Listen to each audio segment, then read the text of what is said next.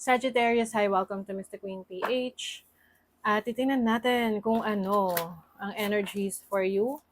August 1 to 15, 2025.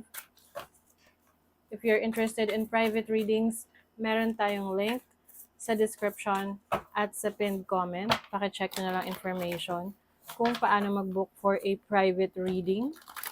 And please subscribe to our channel to show your support, like, share this video, at comment na rin kayo kung kayo naka-resonate. Okay, Sag. What's up? First half ng August. August 1 to 15. Let's go. 8 of Swords. 2 of Wands. Justice. Nako. Meron kang pinagdidesisyonan. The Magician. Okay. Na magagawan mo ng paraan. Makakapag-decide ka. Knight of Pentacles. This can be related to your finances, career, your business, or yung stability, yung foundation mo. Maaring may mga bagay na gusto kang gawin, i-explore sa trabaho mo, career path mo, na napipigilan ka. Napipigilan ka kasi hindi ka sure.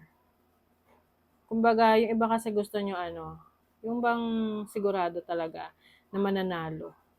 Ang buhay naman yan, literal na it's like you are gambling. Or because life is about taking risks as well. So, maaring iba sa inyo, nag-iisip kayo, gagawin ko na ba? Am I going to start this this opportunity or yung plano na to? Ayan o. Maari kasing meron mga taong nakikialam sa decision mo, or maaring ino-overthink mo yung isang sitwasyon na baka hindi mo kaya. Alam nyo kasi, paano mo malalaman kung hindi mo susubukan? 'Di ba? Kumbaga pinangungunahan mo na yung sitwasyon, ina-assume mo na, pero ang totoo, iba naman pala talaga yung magiging outcome. Do you get my point? Example na lang. Example na lang, nahihiya ka na humiram ng pera sa isang kaibigan mo. Sa isip mo, baka hindi ka pa utangin, o kaya nakakahiya dahil baka alam mo yon, tipong yung reputation mo. Kaya lang kailangan mo talaga, naiisip mo, siya na lang talaga yung tutulong sa'yo. So, kung hindi mo sinubukan, in-overthink mo, edi wala kang tulong na marireceive. Pero kung sinubukan mo, at hindi mo nakuha yung gusto mo, then at least alam mo na walang opportunity for that, no? Pero, what if meron naman talaga, 'di ba? So, yung pag-overthink natin minsan or kadalasan, yan yung pumipigil sa atin. Yung nagiging limitasyon natin para makahanap ng opportunities at solusyon sa mga problema natin. So, with the Justice card and the Magician, alam mo naman sa sarili mo na kaya mong gawa ng paraan 'di ba? Kailangan mo lang, yung iba kasi naghahanap lang ng validation galing sa ibang tao.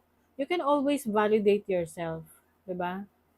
Alam mo yung kakayanan mo So, hindi mo kailangan ng opinion ng iba para i-boost yung confidence mo, because you know your worth, you know your capacity.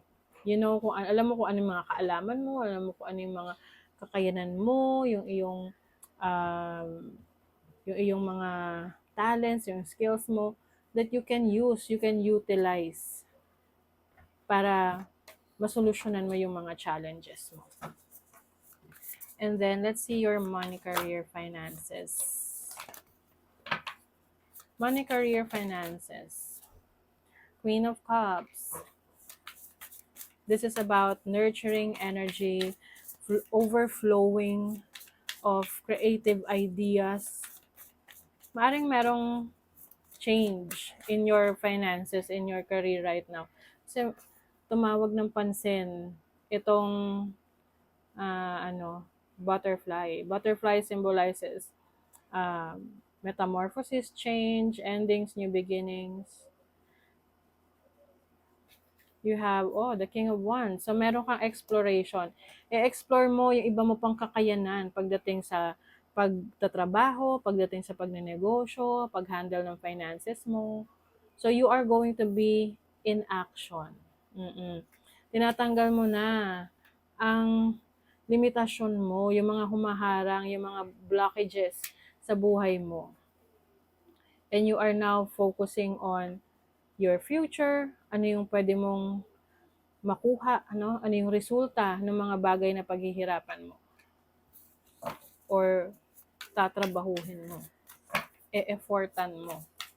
Sa love life naman, the Fool, may lumaya. The Wheel of Fortune. So some of you, meron kayong shift sa inyong relationship. If you are connecting with someone right now, pwedeng this is a new chapter sa buhay ninyo, no? Meron kayong bagong experience together, you are taking risk, maaring nagle-level up yung relationship ninyo. Pwedeng may proposal, merong engagement, or pumapasok ka sa isang serious commitment. If you are single, pwedeng nagiging open ka na for new connections, mas nagiging sociable ka na, no? Yung tipong nakikisalamuha ka na sa iba. Para syempre, no, ma-expose ka. Kasi kailangan mo yan eh. Kailangan mo ma-expose para makilala ka ng iba. Paano ka magkaka-love life kung lagi ka lang nasa bahay at nagsi-cellphone? Actually, pwede rin naman yun. Pero, kung nasa ano ka, yung mga dating apps. Pero syempre, no, dapat take precautionary measures din sa mga dating apps. Although meron din naman dyan na talagang nagiging siniswerte no, sa pakikipagrelasyon sa mga foreigner. Okay, what else? You have the Sun in Capricorn in the 10th house. May achievement, di ba? Sa trabaho, sa career, para kang lumalabas sa sa iyong comfort zone. At dahil doon meron ka ma-achieve. Ma-achieve mo na yung goals mo for your career, for your business. This is also about recognition. So, maaring ikaw ay nare-recognize yung talento mo, galing mo sa trabaho, sa career. You have Venus in Gemini in the 3rd house. Speaking of nare-recognize ka, maraming taong nagkaka-interest sa'yo or nag-a-admire. May mga nag-a-admire, admiration. Maaring iba sa inyo kasi magaling kayong magsalita. Some of you are mentors or very wise kayong tao. So, yung mga wisdom ninyo, yun yung nakakapagpa-turn on sa iba or that's the reason why maraming naggugustuhan yung personality ninyo. You also have the Sun and Gemini in the 3rd house, versatility. So, yung iba sa inyo magpapakitang gilas ng inyong magpapakitang gilas kayo ng inyong talent, skill set. And yung iba naman, mas marami kayong ma-acquire na abilities, knowledge ngayong first half ng August. Kasi andyan na yung opportunity sa inyo. Ancestors, so maaring meron kayong kailangang ayusin or alamin tungkol sa past ninyo or sa lineage ninyo, sa inyong mga kaninununuan. Let's see, ano pa? New beginnings, diba? So, some of you are going to explore new opportunities, new experiences. Ayan, nasasamid pa ako. Baka meron sa inyong nakakaalala ngayon. Kaya ako nasamid. And self-love, diba? This is taking care of yourself. Pag-focus rin sa mga needs mo. Kasi kung ikaw yung tipo ng tao na lagi nag-aalaga ng iba or nag-a-attend sa needs ng ibang tao, tapos sarili mo, napapabayaan mo.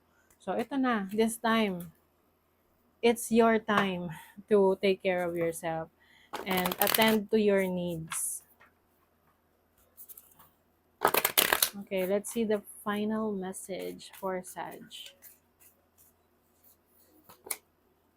The only thing that is real is love. Shift your focus back into love. So, yung iba sa inyo, meron kayong babalikan na talagang mahal nyo.